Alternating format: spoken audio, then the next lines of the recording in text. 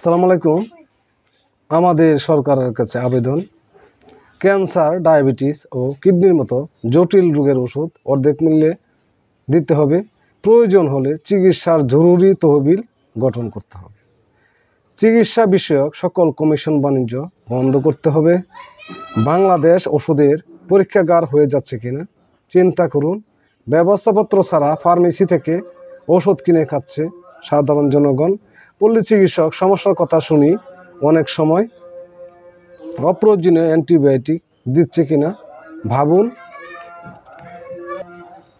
আমাদের ডাক্তাররা ব্যবস্থাপত্রে যথাযথভাবে লিখছে কিনা ভাবুন। অপ্রয়োজনীয় ওষুধ লিখে কিনা ভাববার বিষয়, এবং সরকারের কাছে নিকট আবেদন তদারকির ব্যবস্থা করুন। আবার অনেকে অপ্রয়োজনীয় পরীক্ষা করাচ্ছে কিনা এটাও তদারকির আওতায় আনার জন্য জোর দাবি জানাচ্ছে। এক, পুরো বাংলাদেশের রোগ নির্ণয়ের জন্য পরীক্ষা অনুযায়ী মূল্য এক করতে হবে। দুই, যখন তখন ওষুধের মূল্য বৃদ্ধি চলবে না।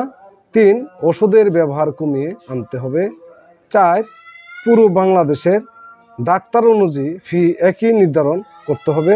পাঁচ, গর্ভবতী মহিলাদের অপ্রয়োজনে সিজার করা যাবে না।